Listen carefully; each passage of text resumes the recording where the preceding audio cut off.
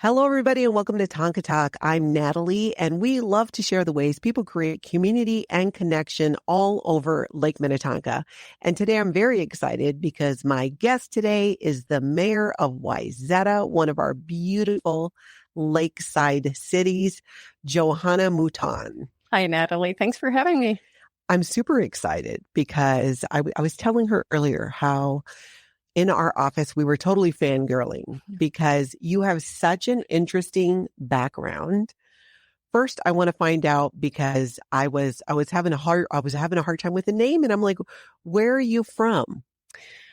Well, it's a long, convoluted story. My parents were born and raised in Belgium. Mm-hmm. My great-grandfather is originally French, so I have dual citizenship. I'm a French and U.S. citizen. Wow. But after my parents met, they were high school sweethearts. My father had a job straight out of school at a resort in Freeport, Bahamas. And so he went down there for about 6 months to a year. My parents were engaged right out of school.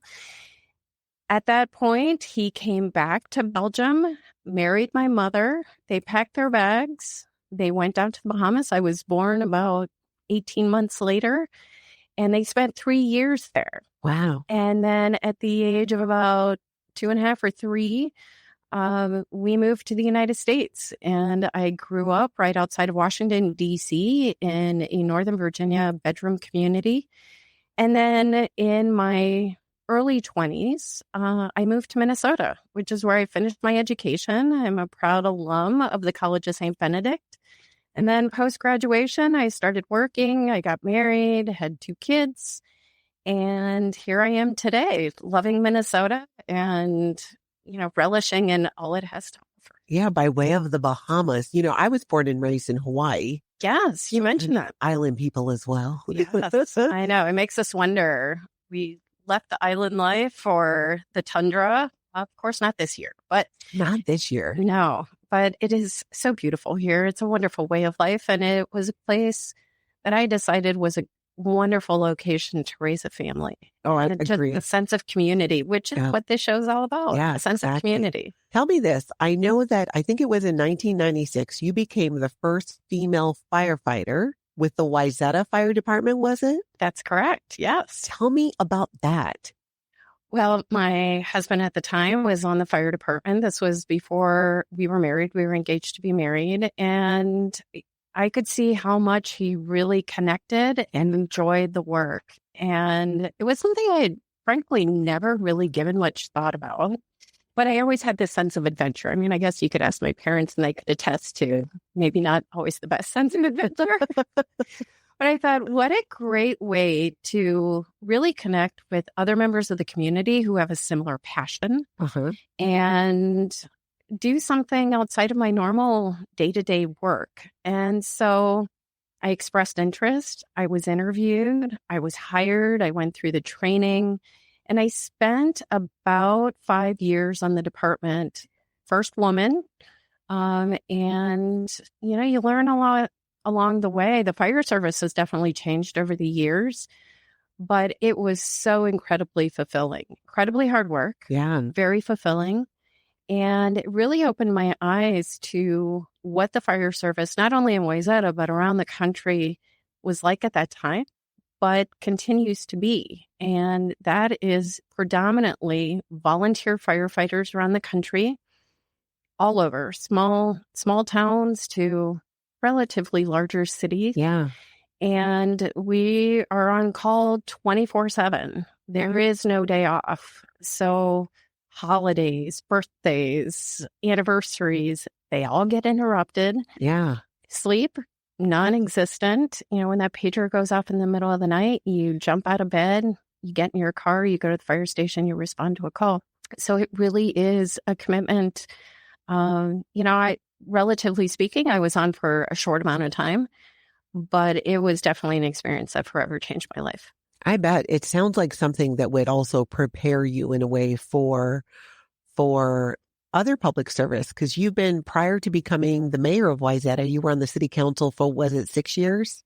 It was. I left the fire service after I had my children. Mm-hmm. You can't have mom and dad both responding to a call at the same time when you have an infant at home.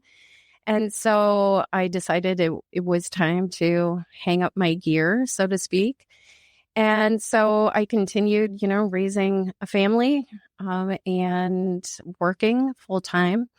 I was involved in city type affairs, but from a citizen standpoint, and had concerns that I would discuss or raise at city council meetings. And it wasn't until 9 years ago, almost 10 years ago now, that someone had approached me on the city council at the time and said, we really think, you would be a good addition to the city council. Would you consider running? And I had considered serving on the planning commission prior to that, but some personal events had transpired that precluded me from being able to dedicate that amount of time. So I put that on the back burner. I talked to my family at the time. My kids were young. And I said, this is going to be a lot of work. Mom's going to be away. And what do you think? Of course, they're like, yeah, sure. Whatever. We don't even know what that means, but okay. And so I threw my hat in and I ran. It was a highly contested election, but I was elected and I learned so much and understanding how a city operates, how decisions are made, public input, community engagement. And I spent 6 years, learned so much from such an amazing mentor, former mayor, Ken Wilcox, who I consider a friend and a colleague.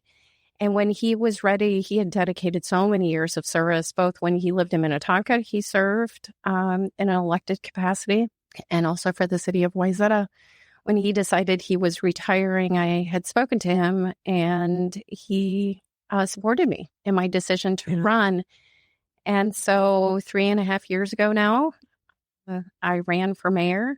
And you became the first female mayor of Wayzata. That's correct. Yes. So another very proud numbers. Yeah. Yes. So never anticipated being a groundbreaker or, the first of anything. That's where that sense of adventure comes in handy. I think so. And a sense of, I never considered myself a competitive person, but I guess I am when I really reflect on my personality and the commitment to community and really being the best version of myself for my community and ultimately laying the groundwork for a healthy, robust city and making decisions that aren't about me or what I want, but what's best in the short term, but also in the long term. What has been some of the projects? There's been so much going on in Wayzata over the years since you've been mayor that have meant the most to you or that have gotten you excited.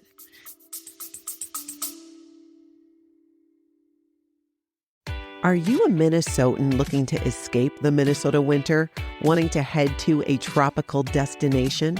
Well, an unoccupied house is a vulnerable home. That's why here at Shortlist Properties, we don't just help you buy or sell real estate. We have a Snowbird division, a Snowbird concierge dedicated to using an extensive checklist to keep an eye on your home while you're away enjoying yourself.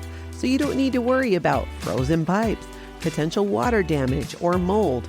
Our Snowbird concierge can even restock your fridge before you return or drive your car to preserve the battery. Have peace of mind while you're away. Visit shortlistproperties.com to learn more about our Minnesota Snowbird services.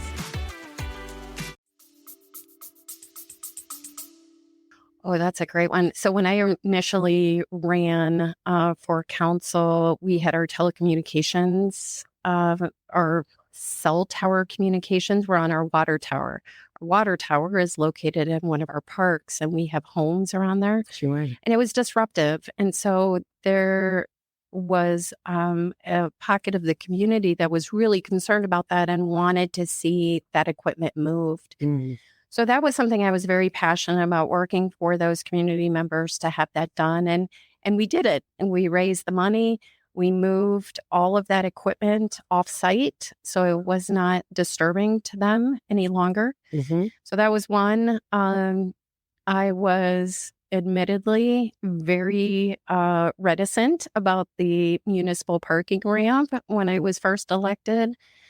Didn't really understand the immediate need for it. It was a large financial investment. But I learned a lot. And through that, became more involved in the planning for that and the design. And I'm a believer in a municipal project is no different than any private project that might happen. It needs to be the best. Yeah. And this is something that's going to be in our community for decades to come. So it better look really nice. And so I led the design committee as the council representative. And then we ended up winning a lot of awards for it. Oh, that's fantastic. So that was really a very nice feather to have in my cap. And also to be able to say, I didn't know it all. Mm-hmm. I went in with some preconceived notions, but I left my mind open enough. And I had great dialogue with staff, council, and community members to be open enough to consider new ideas. That is so key. And I think what you just said there is just so important, because that's if you can have your mind open to it. And I think that's what really makes somebody good at being in public service is it's about the community. And you made it about the community and you had an open mind. And look, then you guys go and win a bunch of awards for this. 100%. And, you know, it's okay to have your thoughts. Yeah. We have a very cohesive council, and we all have come at it from different perspectives. We don't always agree, but we always approach it in terms of what is best for the community, and are able to have that open, professional, respectful dialogue. And, you know, it's not always unanimous, but that's okay. That's what the process is about. And that's something I'm super proud of. Another project that was incredibly meaningful to me, and my peers on the council understood this, was my desire to lead our police memorial design and installation. Excuse me. And so when it came time to do that, we had one already for one of our fallen officers, Sergeant Anderson, who had died back in the 80s, killed in the line of duty. And, you know, it's interesting. We're speaking about this today in light of the events from this past weekend, but we designed the memorial, and before the installation of the memorial, we lost another officer. We lost Officer Bill Matthews, and this was in 2017. And so, unfortunately, when it came time to dedicate the memorial, we were dedicating it to 2 officers. And, you know, that was a really collaborative process between staff and a designer. We had a member of the community that wrote the words that were etched in the stone. We had representatives from the police department. And it was such a meaningful tribute. It's very difficult. It was one of those times where you try to be professional. Yet your emotions are right at the surface. Especially having been a firefighter. Absolutely. Working alongside the police like that, I would imagine that's difficult. It is very difficult. And it was such a tragic event for our community, as it is for any community that loses any member who dedicates their life and their career to serving others. And so, you know, anybody who knows me, they know I'm a crier. I wear my heart on my sleeve. But I was able, you know, to get through that, and understanding that there's a place of remembrance for the people who meant so much to me, and that I was able to lead that was really meaningful. It holds a special place for me. And then most recently, we have Panaway. The Panaway. That is such a huge project. And personally, I'm a fan. When I saw the images of it and I saw it go up, I thought, oh, this is great. And I've been out there myself a few times. Wonderful. And I found it to be very inviting and having so many places where you can sit and just feel like you can park. And if you don't, I'm not a huge shopper. Right. But I like to spend time in, like in Excelsior, but then there's the Commons. There's even places you can sit. There's benches along Water Street in Excelsior. Right. And there wasn't that as much in Wayzata until the Panaway. And there's so much there. Of course, the biggest question with the Panaway that comes up that I get a lot is, what is up with those bathrooms? And Yes. they're almost like a spaceship, a cube that's there. And for people who don't know, it's right alongside Lake Minnetonka. It is. And the feedback at times that I have heard is you walk in and you walk towards the Panaway, and it's right by Cove, the restaurant. Right outside are these restrooms right there. And there's been a question about why there and why it's set up like that. Is there a reason for that? There was a lot of discussion about that. So Panaway, the concept of Panaway dates back many, many decades. And when I first got on the council, we really kind of started putting things into motion, not without a lot of community engagement. Yeah. Part of that community engagement included the discussion of having public restroom facilities. Yeah, because there were none. There were none. Yeah. Well, there were. They were porta potties. Oh, Yeah, not exactly. Not the type of facility that most people choose to use. But it was not only from residents that we heard we needed public bathroom facilities, but the businesses. Yeah. And then understanding who uses them, right? What is the use of the space? Who and how do people come to use the space? And part of that, we looked at many locations. The depot is a very difficult location. That was a consideration, but that's a historic building. Yes. And so that is, that's very difficult to work around. You've got the lake and plumbing issues and infrastructure issues that have to be considered. We considered the parking ramp facilities that were built prior to Panaway to incorporate restrooms there. But then there were public safety concerns, right? If you have something that's open 24/7 and it's not readily patrolled and in a hidden away like that. Yeah, that's a good point. And a lot of the businesses were having people walk in off the lake to use the restrooms. Oh, yeah. And so how do we, because if you put it somewhere where nobody's going to go, then what's the point? And a lot of the folks come in off the lake. Yeah, which is right there. Right where the bathrooms are now. Exactly. And with the plaza being where it is, we were looking for kind of transition and location. I understand, some people, they didn't like the design and, beauty's in the eye of the beholder. Yeah, At the end of the day, we can't make everybody happy. You have to think about materials and size and functionality and all of that. Makes so much sense, though. What you're saying is, because you're right, people come off the lake right there. Out of curiosity, did Cove have any input or concerns about it? Or because it is fairly away from there. It is fairly away from there. So the plaza is city-owned land. Yes. And everybody was invited to provide feedback. Sure. And so I don't recall the specifics of what feedback, if any, they provided specific to the restroom facility per se.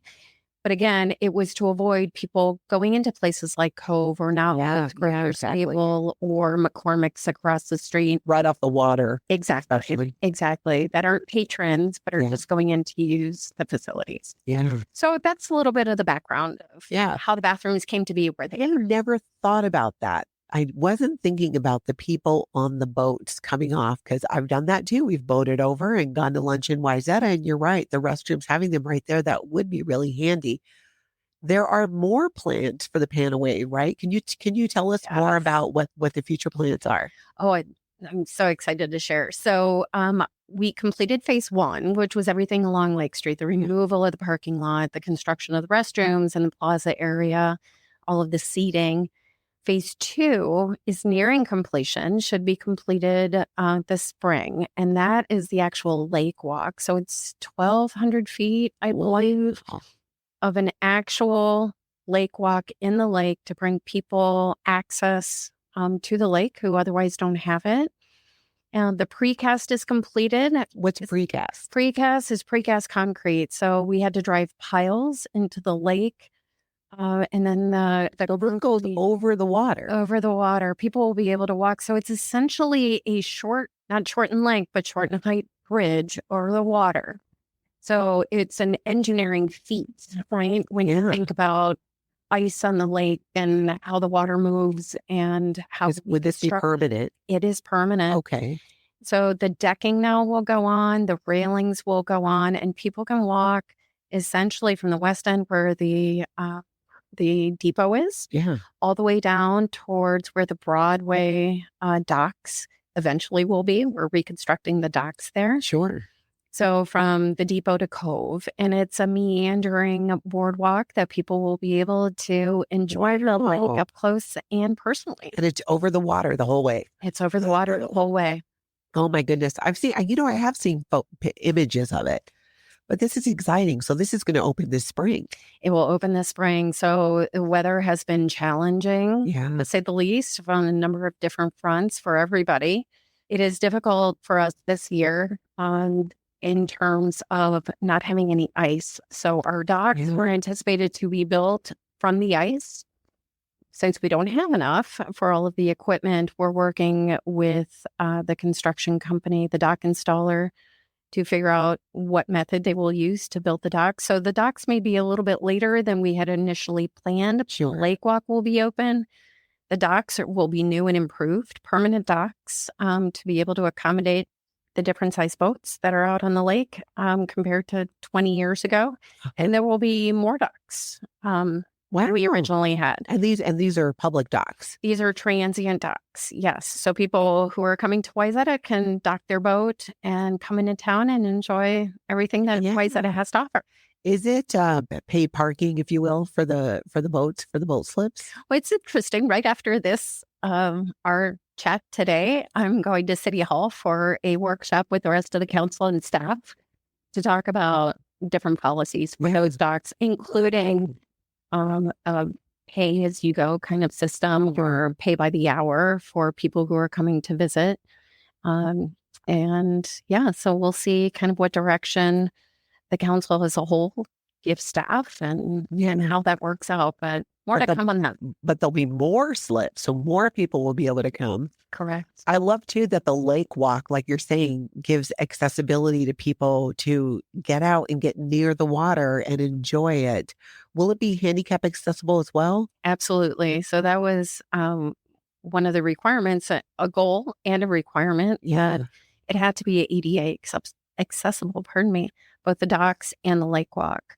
So there won't be, the rules will be likely no bikes and no motorized vehicles, but strollers and wheelchairs obviously will be allowed. And that was something, if I can go back a little bit. So during COVID, we were supposed to begin construction of phase 1, which is everything you see now, right? It's all the public infrastructure underneath the streets that you don't see, the less sexy, glamorous spots. New roads, new curbs, new sidewalks, the lawns. All of that was constructed. We decided during COVID, we're like, you know what? Let's do it. COVID be damned. Yeah, let's get it done. Let's make it happen. And we're so glad that we did. Yeah. It was really challenging on so many different levels. But I remember when we took the barricades down and the people came out. Yeah. And the first time I saw multi-generational families of all different abilities walking safely down the sidewalk and able to enjoy this outdoor space together. It's like, all the blood, sweat, and tears, as we say, was 100% worth it. And it was so satisfying to see. That's so great. I know I love it. So once the lake walk is in, is that pretty much the end of the Panaway project as far as what's going to be done so far? That will be the end of phase 2. Okay. So then we broke it up into phases because all of this is being done not through our levy dollars Okay. that, the residents pay for. This is all being done through grants through the state and Wow. through financial contributions through the Wayzata Conservancy. So they're raising money to do this. Wow. Phase 3 incorporates all of the remaining aspects. So rehabbing the depot and the depot park. So that piece of allowing people to come and be outside, have a picnic, Yeah. really enjoy that aspect. And the Section Foreman House as another example of phase 3. So the Section Foreman House is also a historical building. It's on the U.S. National Historic Register. It is to be remodeled to be a learning center, Oh, wow. eco learning center about the lake. So in partnership, classes from the YMCA, Wayzata School District, Three Rivers, for small class sizes, 20 to 25 students Sure. can come in and learn about the ecology of the park Wow. and really be just a learning center Yeah. for Create kids more to come together. people, stewards to take care of Lake Minnetonka. Absolutely. Learn about the ecology. How do you take care of it? Why is Yeah. it so important? And then we have a retention pond just beyond that. So rebuilding that as well. So, ecology, sustainability, environmentalism, and being stewards of Lake Minnetonka is really important to us. And it's one of our goals and our missions as a council and as a city. That's so great. It really seems like Wayzata's leading the way in that way because I'm not aware of. I'm sure the other cities are doing great things too.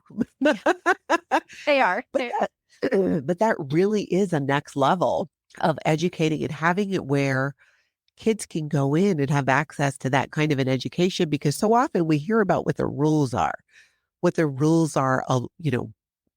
wake rules are, what the this rules are. But what's often missing is the why. Absolutely. Why? What will happen if we don't follow those rules? Why those rules exist in the first place? So I think that's absolutely wonderful. Are there any things coming up in Wayzata in the future that you're excited about or can talk about? Yeah, a lot of this information, if it isn't already out on the website, will be shortly because we're in the planning phases. So we will have a State of the City at Wayzata City Hall. Okay. I don't recall. I know staff told me the date.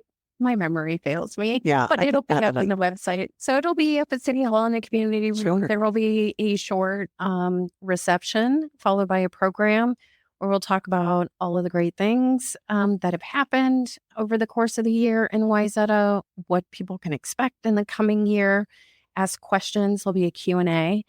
So that'll be March, April timeframe. Sure. We talked about Panaway. So in probably Memorial Day or sometime in the summer, we're looking to have a big crowd for the big ribbon cutting / unveiling Sure. of the Lake Walk to celebrate everybody's hard work and accomplishments and welcome everyone to our community. Yeah. So for our residents who live there and get to enjoy it every day, but the folks who also maybe only come once in a while and get to see everything it has to offer. And this is your 4th year now as mayor. So are you going to run for reelection again? Well, you heard it here first. Yes. I I hadn't officially announced, but yes, I've had several people ask me. I have to say, it has been such a rewarding experience to lead and represent such an amazing community that has done so much, both in terms of for its residents, but the surrounding metro area. We have a vibrant commercial core, which is so critical Truly. to our vibrancy. And we have such an engaged citizenry that loves their town, their history.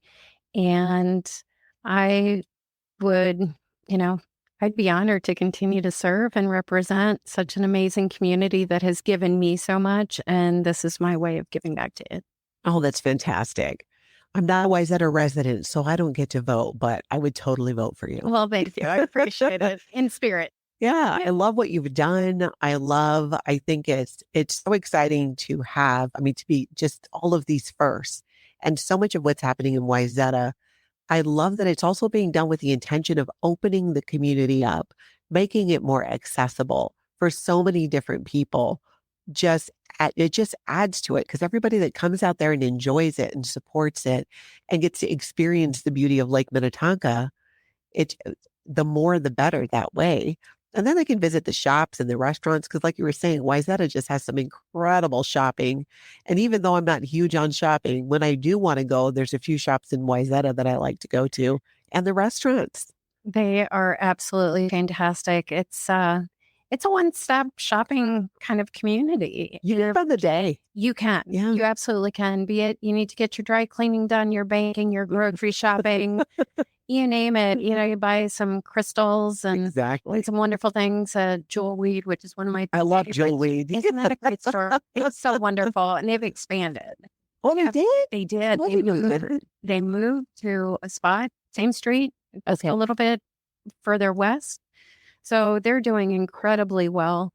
Highcroft Linens, amazing. That's actually owned by one of our council members. Oh, wow. So she has just a lovely store, our jewelry stores. So, Valentine's Day has come and gone. Flower shops and... You have Art of Optics. That's one of my favorites.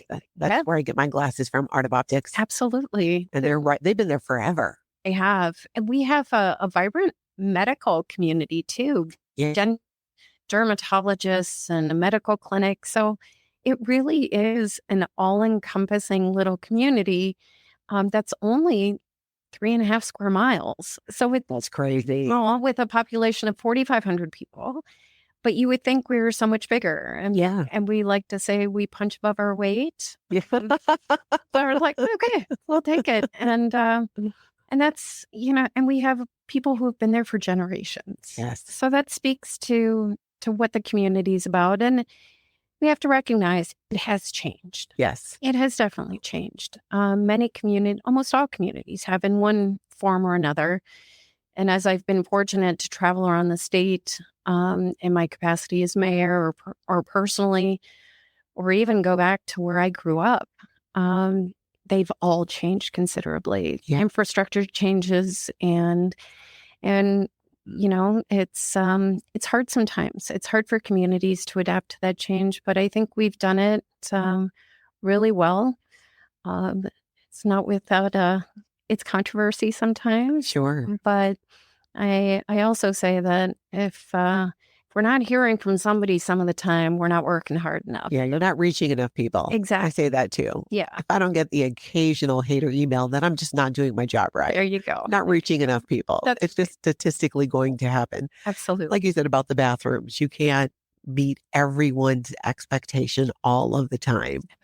But with a good intention and a good heart and just that intention to want to do good for the community, I think shines through. I mean, you had me at first female firefighter in 1996. I'm like, I need to talk to this woman. Thank you. Thank you. It certainly helps you develop a tough skin. So, yes. Yeah. Absolutely. Sure. I appreciate so much that you took the time to come do this and to share more about Wayzata with people who listened and who watched Tonka Talk. I think it's fascinating how our lake communities continue to grow and work together. And there's so much to look forward to. And we'll definitely share news of when it's time to go check out the new lake walk and everything else. So thank you so much for being here. Well, thank you. And if I may, just as we wrap up today, this weekend, our neighbor, the city of Burnsville, they lost 3 members of one member of their fire department and 2 police officers. Yeah. It's an incredibly difficult time for them and for all first responders, not only in Minnesota, but around the country. Yeah, all over. I would just ask everybody to please keep the city of Burnsville in their thoughts, specifically the families of those fallen first responders, and then also the first responders in your own community. They feel it. It is raw for them. Let's all give each other some grace, some kindness, and hold each other close and take care of each other and take care of yourself as well. It's a tough time. You're right. You're so right. I love that. Thank you very much. My pleasure. And everybody else, I will talk to you later.